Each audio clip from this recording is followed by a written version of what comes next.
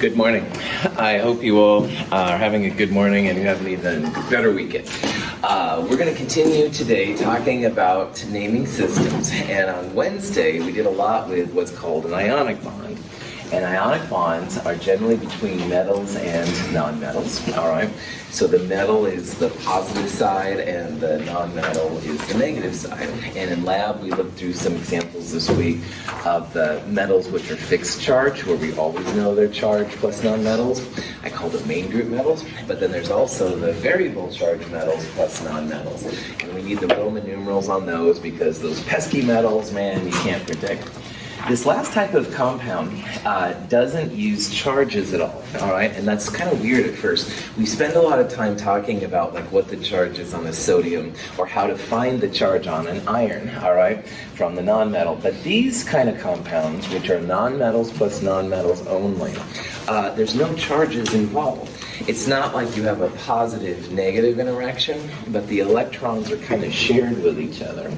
And the shared bonds are formally called covalent bonds. And covalent bonds are not as strong as ionic bonds, but they are more flexible. And for life and biological processes and stuff like that, as well as plastics and a whole host of other materials, this is the way to go. We're going to look at some pretty mellow examples. They will use the Greek prefixes like we talked about in lab. These are three of the examples and stuff you might see.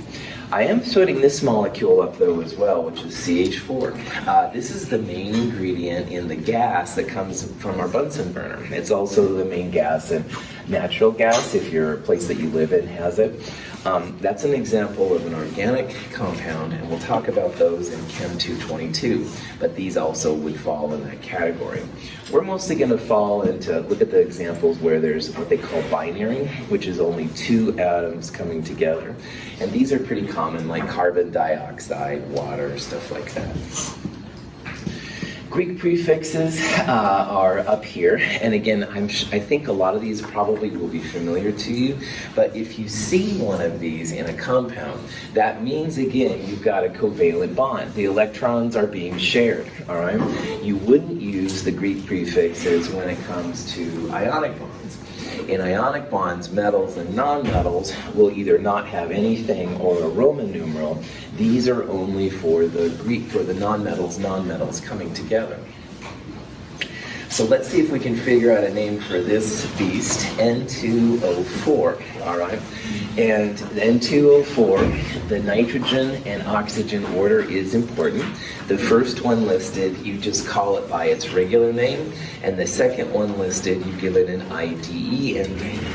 And you can see that there's two of the first one, so we will put a di in front of it. Most of the single ones and stuff, if there's just one, we wouldn't do that, but for this one there is. Another thing is that if you see 4, it's tetra, like the game Tetris, if you do that kind of thing. Once in a blue moon, I'll have a quad pop in, but it's tetra is the one you want to use. So dinitrogen tetraoxide would be the answer D. Notice that this is not 2 nitrogen dioxide molecules. And that's something we'll look at later too. If you're given a formula, N2O4, this is two nitrogens and 4 oxygens coming together. We'll talk about the differences between these. Any questions? Okay. So just as a review, all right, the main group metals or the fixed charge metals plus nonmetals, no Roman numerals, no Greek prefixes, anything like that. If you're given a formula with a fixed charge metal and a nonmetal, you don't need to add anything fancy. You don't need to have any charges. Literally just aluminum oxide. The other kind of metals, the variable charge metals, though, you do need some way to designate the charge on the metal. So like Fe2O3 is iron 3 oxide.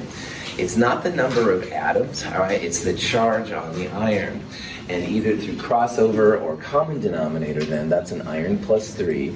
And these are important because there's also, for example, an FeO. What would be the name, do you think, of FeO? Iron oxide. Iron oxide, but what goes in there? Roman numeral 2, all right? The chemist, if you just tell them iron, they won't know like what the charge is on iron. Now for aluminum, the chemist will always know it's aluminum plus 3. And if it was sodium, it would always be plus 1, for example. But man, when it comes to the variable charge metals, you've got to put the Roman numerals. So is it important to memorize like the individual charges of the elements and like the... Oh, good call. Is it important to memorize the charges? You should be able to figure out the fixed charged metals, all right? So that's 1A, 2A, and those stairs. And also knowing the non-metals is important. But when it comes to the variable charge, no, don't waste your time, because like some of your periodic tables will list like common oxidation states and stuff like that. Those are the more likely ones, but they're not the only ones, Rain. So yeah, so don't waste your time worrying about what kind of possible charges iron have, because I'll throw you lots of weird examples and stuff. So good question. The last thing then is this newest group of nonmetals.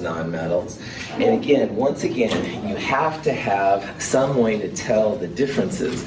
So there's several phosphorus and oxygen combinations. So it can't be just phosphorus oxide, all right? We're gonna need some way to tell, and that's where the Greek prefixes come in. So this compound would be diphosphorus trioxide. What do you think the name of 205 would be? Nice, diphosphorus pentaoxide or pentoxide. Either one is totally fine, that's right. So the Roman numerals are important for any of the metals which aren't fixed charge. The Greek prefixes are important for non-metals, but you wouldn't use a Greek prefix up here, all right? So like we talked about titanium dioxide in lab, don't go there, man. It makes the hairs in the back of my neck stick up. You would use the Roman numerals for those, just like you wouldn't try to use a Roman numeral down here.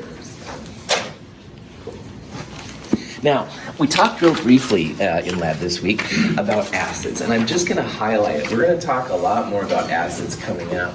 But an acid, again, is a really good source of energy, all right? And if you have an acid, the hydrogen that's acidic should be listed first in the compound. So you can see right here's an example of nitric acid. The H is listed first. Now earlier I showed CH4, all right, as a compound. Hydrogen was not listed first there, so CH4 is not an acid. We'll talk more about what makes an acid or not acidic later on, but just realize it. There's lots of acids. They should have the H listed first. We will start talking about acids more before the second midterm, and we're going to hit the acids really hard in Chem 223. But I do want you to at least recognize at this point that hydrogen, if it's listed first, that means it's going to be an acid. Conversely, acids have another counterpart, if you will, that's also a good source of energy called a base. And bases are metal hydroxides. Hydroxide is a type of a polyatomic ion. It's OH -1. So if a metal is with it, so for example, sodium hydroxide, sodium's a metal, that would be a base. If there's an OH though with non-metals, then it's not a base. You have to have a metal to make it a base. Sodium hydroxide is probably the most common base. Drano, pure Drano, is basically a sodium hydroxide. But there's also potassium hydroxide, calcium hydroxide. If you have a variable charge metal, throw the Roman numeral in. So for right now, what I'd like you to do is just recognize if a base is present. And again, it's an OH with a metal. All right, it's not with a non-metal, it's going to be with a metal. So like acids, the hydrogens at the beginning of the compound are bases typically at the end of the compound? That's right. Most of the time on these things, Zach, the positive part is first and the negative part is second. And the metals are usually positive. And this guy, hydroxide, is negative. So yeah, exactly. Well done. When the hydrated compound, copper sulfate pentahydrate, is heated, the water molecules associated with the ionic solid are driven off, leaving copper sulfate with no associated waters. This compound is called anhydrous copper sulfate. There's one more type of compound I need to throw in, and no one honestly ever knows quite where this should go, so it's usually thrown in with this section. They don't pop up a lot, but they do sometimes. Once in a while, if you buy something that's very sensitive to water, like electronics or maybe an antique, there'll be a little packet of things, and it says, if this compound is turned white, then water is contaminated. Anyway, if you haven't seen this, don't worry about it, but there are these little compounds that are like indicators for water, and if the color has changed, then that means water has developed. These things are called hydrated compounds, all right? And hydrated compounds start off as normal ionic compounds. So for example, here's copper 2 sulfate. And they can either get water to become the hydrated compound, or if you have the hydrated compound, you can usually heat them up and get rid of the water, all right? So you can imagine that water has a propensity to like bond with these ionic compounds, and we'll talk more in a future course about why these compounds do this. But it's not important that you know like how many waters or anything, but I want you to see this. If you see that dot some number H2O, that's a hydrated compound. And if you don't like the water on there, you can usually heat it up to get rid of it. On the other hand, if you have the dry version, which is called anhydrous in the video, the dry version will usually react with the water then to make the blue compound. This compound right here is one of the more common hydrated compounds. And again, it is sometimes used as an indicator.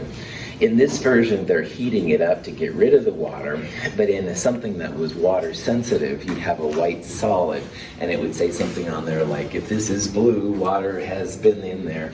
The blue would be from something like this. The name of these is pretty chill. You have the regular ionic name and then some kind of Greek prefix hydrate. So pentahydrate would be the part you'd put on the end right there because there's 5 waters. And here's just some more examples of ones I looked up on Google. This is magnesium sulfate, and magnesium sulfate but without the water would be anhydrous. But if it had the waters, this one actually has 7 around it, and the Greek prefix for 7 is hepta. So this would be magnesium sulfate heptahydrate. And again, this is another one, nickel 2 chloride. Nickel is again a variable charge metal. Nickel 2 chloride hexahydrate, etc., etc. But again, if you had any of these without the water and you knew they could make water, then a lot of times they're called anhydrous, which means, of course, without water. So if you see this, don't worry, it's just another little twist in this wonderful game of nomenclature. And about this time, you're probably thinking, oh, main group metals, non-metals, variable charge metals, non-metals, covalent bonds, acids, bases, hydrates, blah, blah, blah. I understand. There's a lot of atoms out there. They form lots of different things, all right? And just like letters of the alphabet form lots and lots of words, you're starting to see the words that develop in chemistry. And oh my goodness, there are a lot of them. So, what the heck, let's have a video.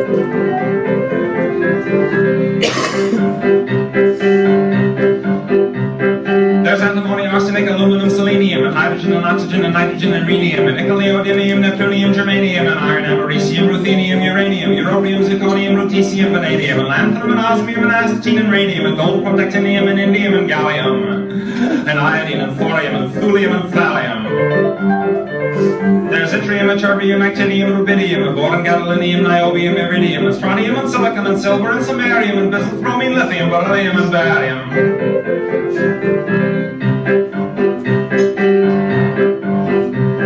There's holmium and helium and hafnium and erbium and phosphorus and francium and fluorine and terbium and manganese and mercury, molybdenum and magnesium, dysprosium and scandium and cerium and cesium and lead, praseodymium and platinum, plutonium, palladium, promethium, potassium, polonium and tantalum, technetium, titanium, tellurium and cadmium and calcium and chromium and curium.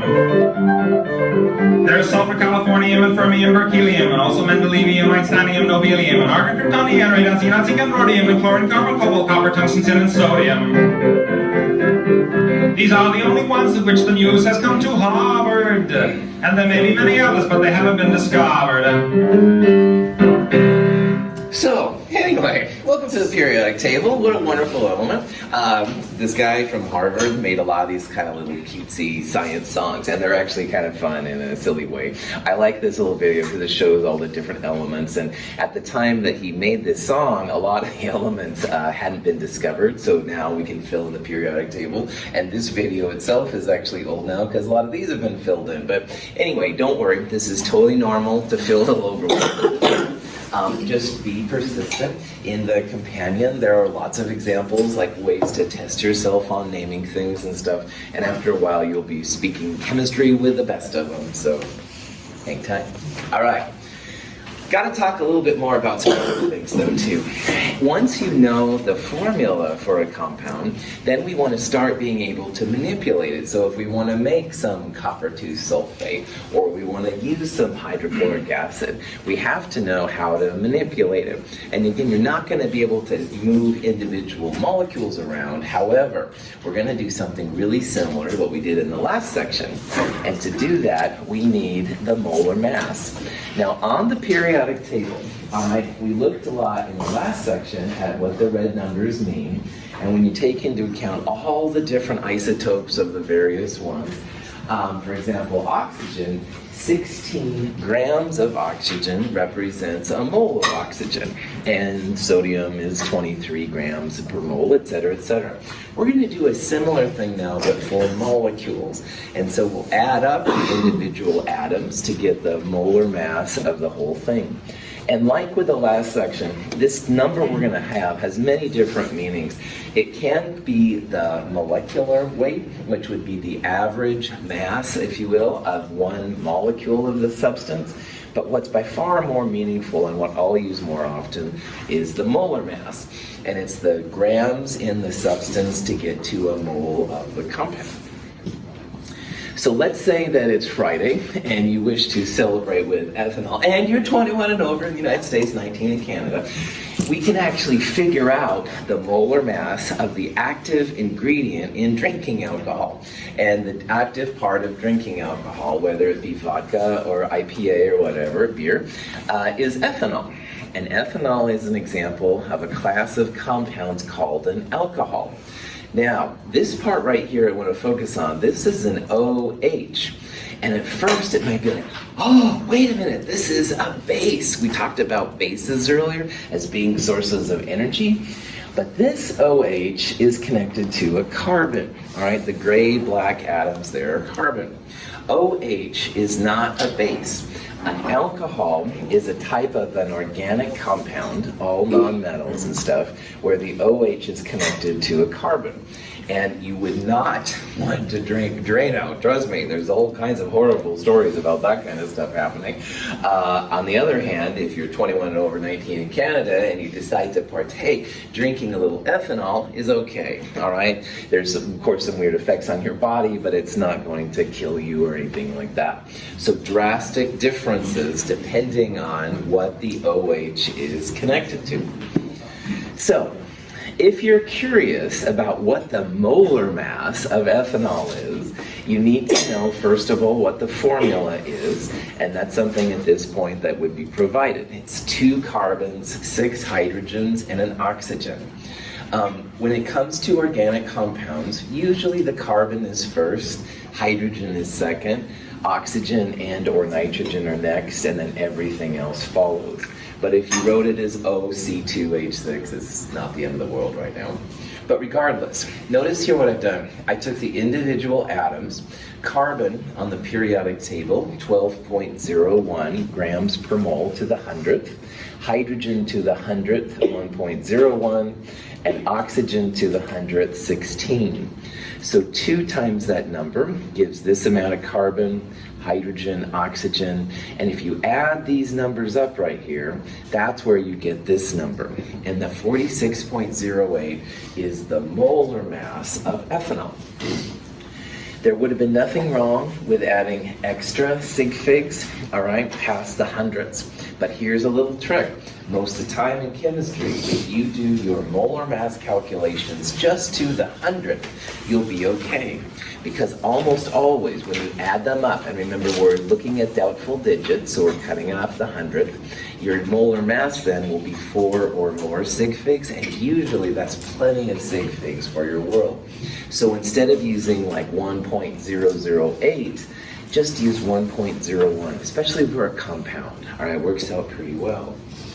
So if you had 46.08 grams of ethanol, you would have a mole of ethanol. And if we had a mole of ethanol, how many molecules of ethanol would that represent? Good. Thank you, Joseph. Your voice came through great, but other people said it too. Yeah, 6.022 10 to the 23rd, Avogadro's number, all right? So that's our counting unit. It's like the chemist does and stuff like that. If thinking of these numbers gives you a headache, you might want to take a Tylenol, and I understand at this point, but anyway, this is one of the fun things you could do now with your knowledge. Tylenol, if you look up its formula, C8H9NO2. So if you add up the 8 carbons, the 9 hydrogens, a nitrogen, and 2 oxygens, this is the number you get. Now I cut this one off at the 10th because again, usually 4 sig figs is fine. But if you're curious, this is kind of a neat thing to do. Yeah. I was just curious, so the formula is how we write it out with numbers and letters. What would we call sort of that diagram there that represents Oh, Isaac, this is like a Lewis structure. That would be the best way to say it. And we'll focus drawing on these things during Chem 222. But there's actually reasons why there's doubles and singles. And these angles are actually there for a reason too. So this is something we will absolutely do. But we're going to go through some other stuff first. Good question. So I'm going to tease you with knowledge yet to come. Good. Other questions?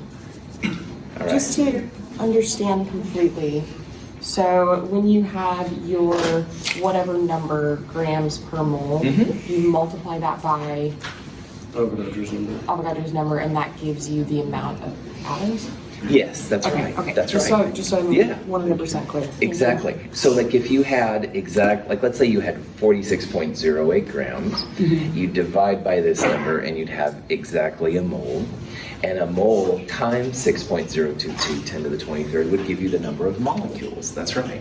Okay. So it is kind of a cool counting unit that you can do. Well done. Thank you. So if we use 4 sig figs for our molar mass, that's as many sig figs as yes we'll have. Yeah, 99% of the time, Joseph, 4 sig figs is awesome in chemistry. That's right. So yeah, so going to the 10th here, or 100th, excuse me, here is good because we want to get 4 sigs. But this one you can see I caught up on the 10th, which is okay because we still have our magic 4 sig figs. If you're doing something with more, then you have to go back and recalculate it, I understand. But the other thing is that make sure you know how to do this by hand, but also they have calculators for these kind of things. You put in the formula, hit a button, and out comes the molar mass. And that can be a good time saver on these as well. There's ones on the internet, you can get ones for your phones and stuff, so. Okay. Yes. So, let's go back to the picture. No, we're doing an iClicker thing right now, so hold your thought then, man. All right, so let's figure out the molar mass of water. All right, so it has an oxygen and 2 hydrogens. All right, and you can see the different numbers that come up. And you can also see, back to our conversation with Joseph, how all of these are at the 100th, all right, which is cool. Oxygen, roughly 16 grams per mole, and this is something we're going to use quite a bit. And hydrogen, roughly 1 gram per mole. So you could go through and do a formal calculation, but you can also kind of guesstimate. 16 plus 2 times 1 is going to be pretty close to 18. On questions like this, you don't necessarily have to put in all of the numbers in your calculator, all right? You can get to it really close. And sure enough, when you do it, 18.02 is what comes up. There's nothing wrong. I'm trying to teach you some ways to make your calculations faster, all right? So if you have a question like this, there's nothing wrong with going to the 100th, but on the other hand, you can save a little bit of time by knowing these kind of rough things. All right, and then go ahead and ask your question. respirated oxygen, Uh-huh. the other part to the, what is the picture? Tylenol. Tylenol. Uh-huh. To the carbon, the other one is to nitrogen. But when we see CHA, like oxygen is after nitrogen, why we split that oxygen? Because nitrogen only accepts one oxygen? Oh, you could put right now oxygen first if you want. That would be fine and stuff. Yeah, so you could write that it is NO2 or O2N. It's not really set in stone and stuff. So as long as you know how many atoms are in the molecule, that's the important part. So, did that answer your question? Yeah. Okay. Talk to me after class if that changes and stuff, because I'm feeling I didn't answer your question very well, and I apologize for that. Other questions? These amounts right here for these 4 compounds represent a mole. All right, the left-hand side is aspirin. This is copper 2 chloride. This is iron 3 oxide, rust, Caleb. And this one right here is water, all right? And all of those amounts represent a mole. And you can see that the volume changes quite a bit because the density is changing. I'd also like to have you focus on the colors. Notice how the copper and the iron have a color to them.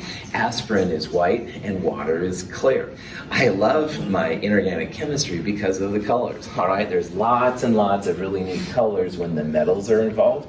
In organic chemistry, most of the time you're white, once in a while black, and if you're unlucky, brown. So that's kind of, and there are other colors, but man, in inorganic chemistry. So anyway, getting too excited there. So again, what you would do is you'd figure out these numbers, the molar masses for these compounds, and then in these 3, you could weigh out on a scale that many grams. So this is then 180.2 grams. On a cylinder, of course, you could make it empty and then put in 18.02 grams, or you could use the density to do the volume. Just like with the atoms, they use what's called a mass spectrometer to find these out. And again, this is that device, roughly $50,000. You too can have one in your home. But anyway, they make a little ion out of it, and they apply different magnetic parts, so the heavier ones go one way, lighter ones the other way. And you get like a little graph right here. Now this is for neon, an atom. This one is for ethanol. So this is actually something you might see if you put ethanol in your little device. Now it takes a while to interpret these kind of things, absolutely. But when you get good at that, and this is something in organic chemistry that you talk about, you'll actually be able to see that, yeah, molar mass 46.08 grams per mole. This little nomenclature down here is something we'll see once in a while. Mole to the negative 1 means like 1 over mole. So this is another way of saying grams on top, moles on the bottom. So let's say that we want to figure out the moles of alcohol in a standard can of beer, all right? So let's say that we have 21.3 grams of pure ethanol in a can of beer, and we want to know how many moles that represents.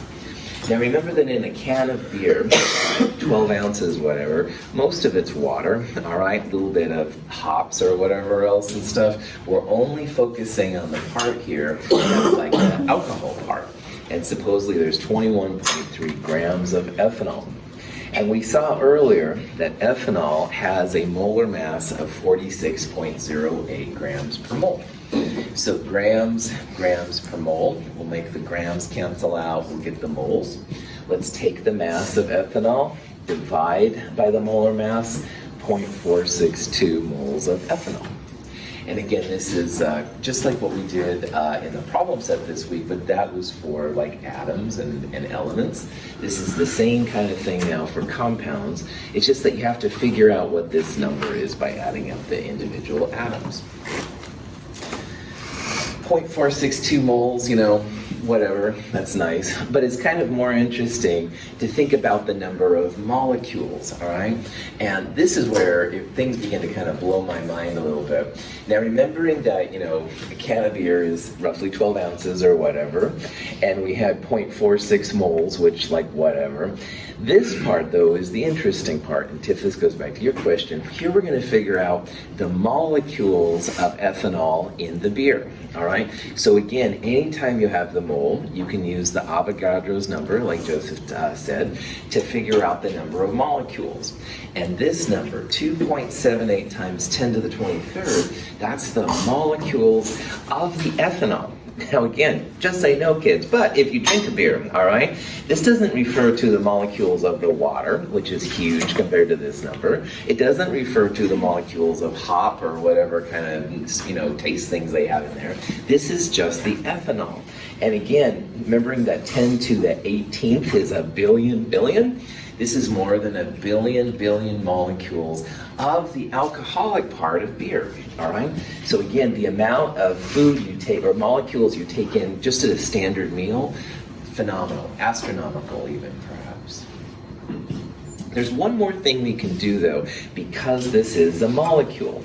Let's say that we wanted to find out just the atoms of carbon in that ethanol, all right? Now this is another little twist you can do with a compound that you can't do with an element. So every one of those molecules of ethanol has 2 carbons, 6 hydrogens, and an oxygen.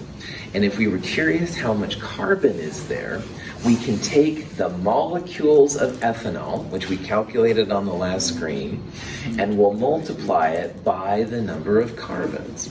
So you can see here that there's 2 carbons in a molecule of ethanol. So if you take the number we calculated a second ago, and a molecule of ethanol has 2 carbon atoms, oh my goodness, our already big number got even bigger if you think about the individual atoms, all right? What would we multiply the molecules by if we wanted to find the atoms of hydrogen? 6, that's right. It's literally whatever number is here. So it would be 1 oxygen atom per molecule, 6 hydrogen atoms per molecule. Here we have 2 carbon atoms per molecule. And you can even multiply that number by the total number of atoms in the molecule. So 6 plus 2 plus 1, 9. If you multiply that same number by 9, your ethanol had 2.50 times 10 to the 24 atoms, all right? So already a freaking large number, got extra freaking large when you think about the number of atoms here.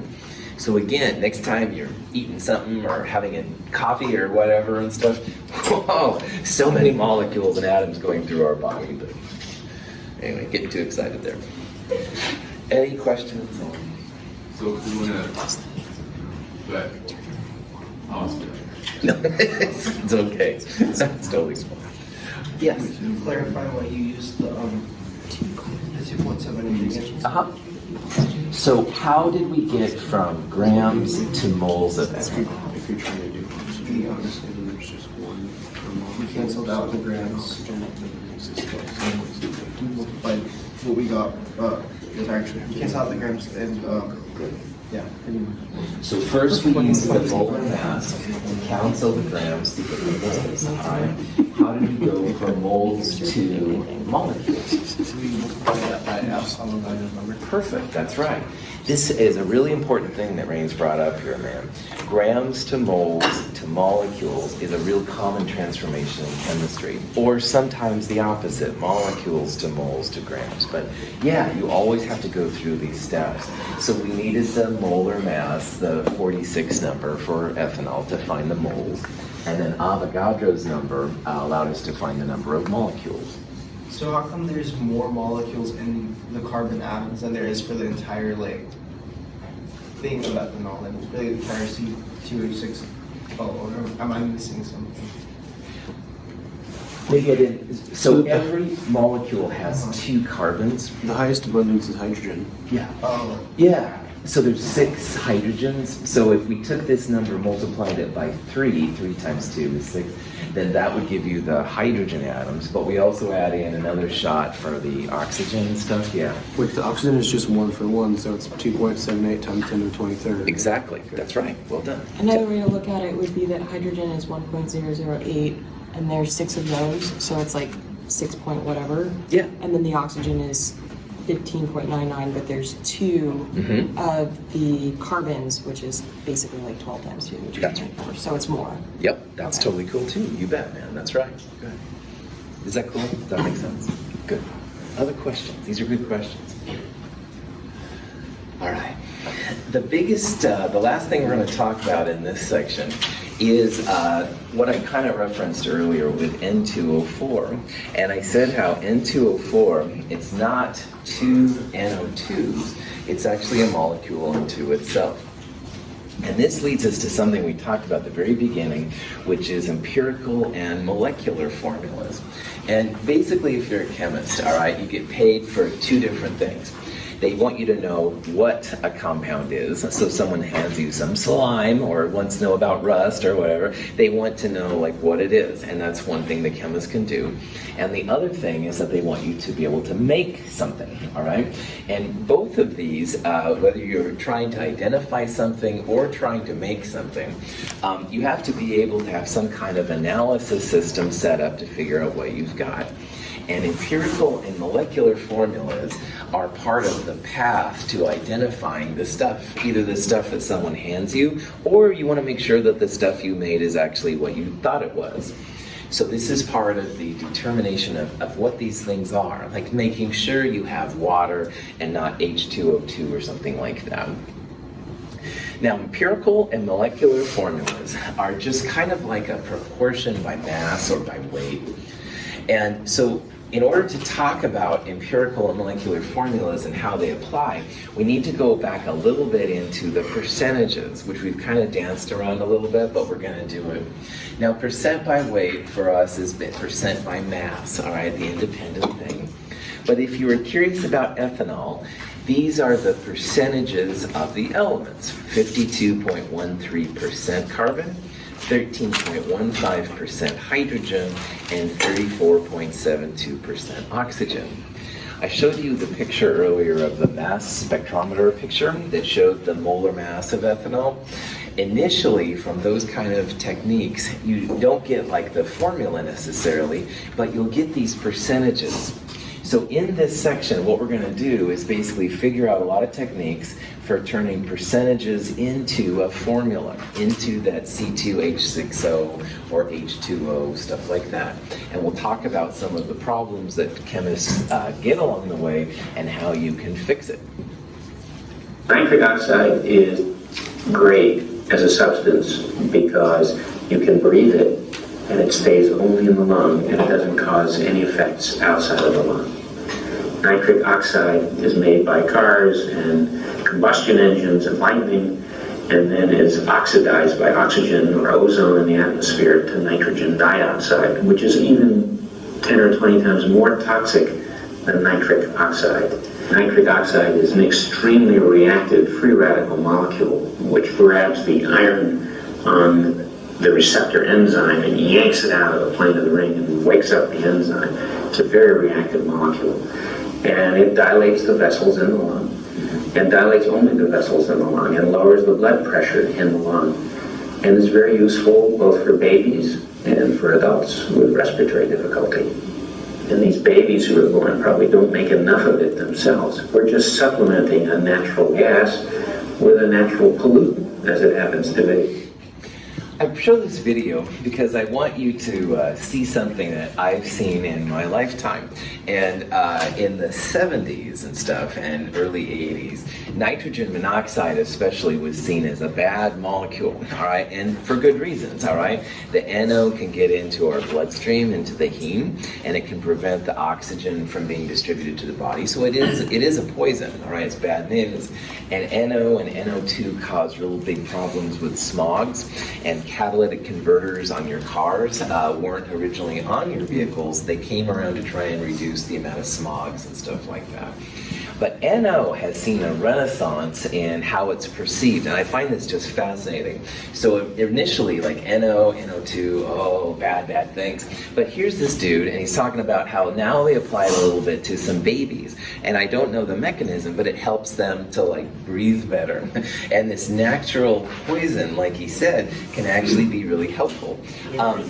Another thing about nitrogen monoxide is that Viagra, all right, I have to be very G-rated in what I say here, but Viagra is used for usually a male condition, and nitrogen monoxide assists in the Viagra process. So that was pretty G-rated, I think, but anyway, you get the idea. NO now is seen as like a really cool thing, and of course you have to be cool about it and not, start breathing in massive amounts or anything.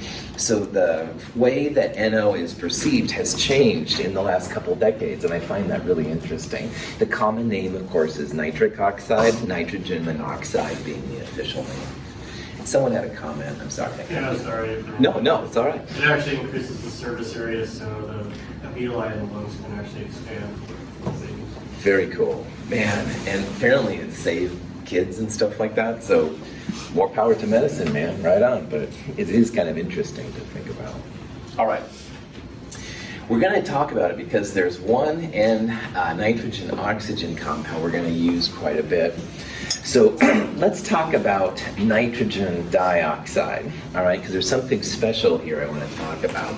And let's say that you wanted to find the weight percent or the mass percent of nitrogen and oxygen in the NO2, all right? And this isn't a very hard thing to do. It sounds kind of intimidating, but I don't want you to be intimidated, all right? The easiest way to find these weight percents or mass percents is, first of all, find the molar mass of the whole compound. So for NO2, what you would do is you'd add a nitrogen and two oxygens together. That would be the number that goes in the bottom. And then in the top part, for example, if you're looking for nitrogen, so X is N, you would take the grams of nitrogen in the molar mass of the compound, dividing it by the total. So for example, if this was oxygen and water, water has a molar mass of about 18 grams per mole.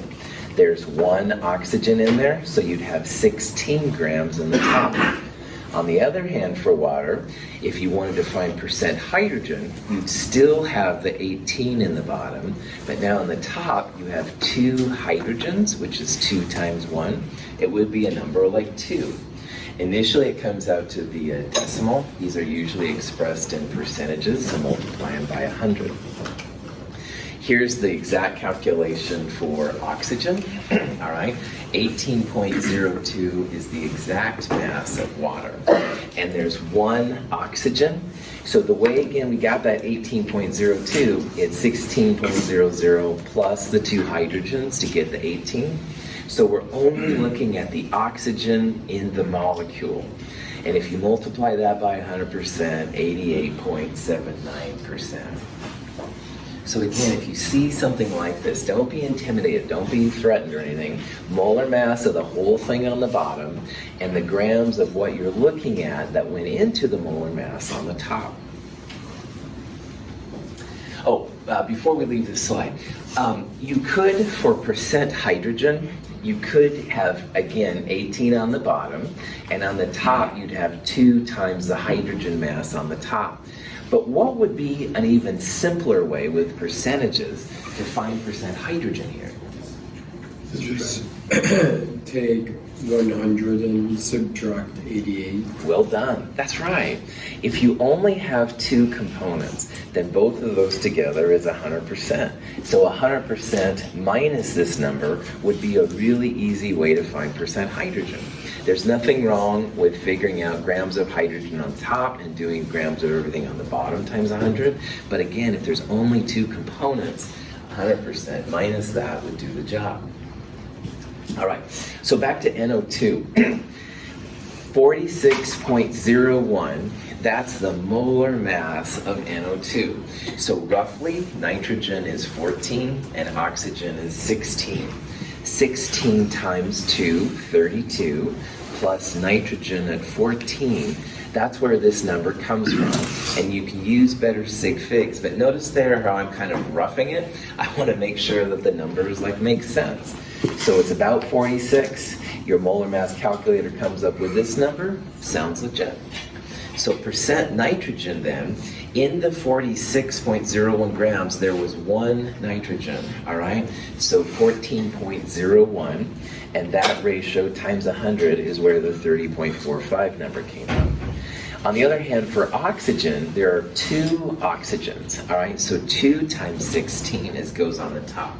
That's the amount of oxygen in an NO2. So 32 roughly divided by 46 gives you this number.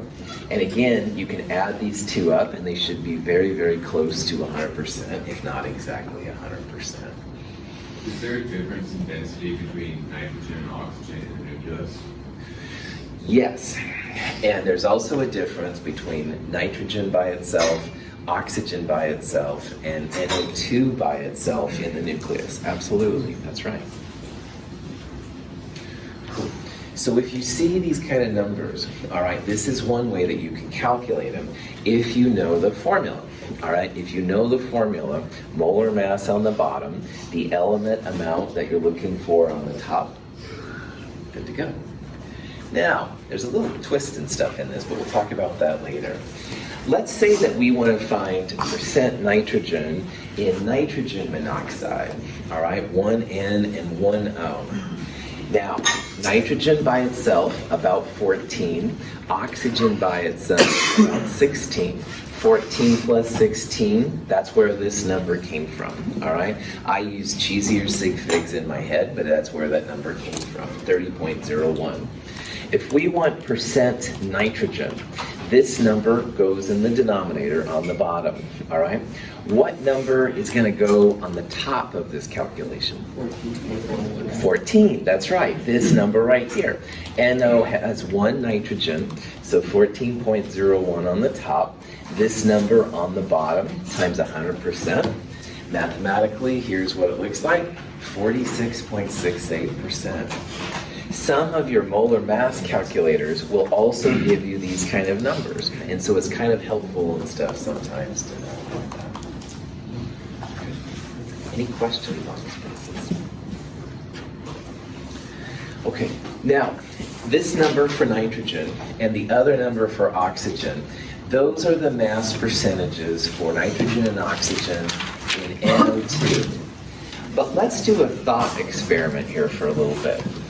NO2, nitrogen dioxide, is quite a bit different from dinitrogen tetraoxide, N2O4. If we wanted to find the weight or mass percentages of nitrogen and oxygen in N2O4, what do you think, how would those relate back to these numbers? Be the same. Good. Some of you are saying it. Right on. So let's pretend we didn't think about this very much. We would find the molar mass of N2O4 on the bottom. This was for NO2. NO2 times 2 is going to give us N2O4. So if we multiplied 46.01 by 2, that would be the molar mass of N2O4. Now, for nitrogen, instead of having 1 N, N2O4 has 2 N's. So you take this number, multiply it by 2, just like you take this number and multiply it by 2 to get the molar mass. So notice here, and you can do this at home just to double check if you don't see this, the percentages of N and O in NO2 are the same as the percentages of N and O in N2O4. They are related to each other. They have the same percent composition, all right? Because the ratio of the atoms is the same. And this is a real trouble spot for chemists, all right? Let's say that Eric brings me these gases and he's not sure if he has NO2 or N2O4. I have to use something other than mass percentages to tell him which one it is. Because the mass percent of nitrogen and oxygen in NO2, it's going to be the exact same percentage of nitrogen and oxygen in N2O4. But the behavior of N2O4 and the behavior of NO2 are entirely different. Yes. So it's important to know which one is which despite not like having the difference in percentage of composition. Exactly. The behavior of NO2 is quite different than N2O4. And later on I'll tell you a story how I almost died from NO2, but I'll I'll leave that as a trailer for next week. On Monday, we'll take this up. We'll see how to separate the two NO2s and N2O4s from each other. Have a wonderful weekend. See you.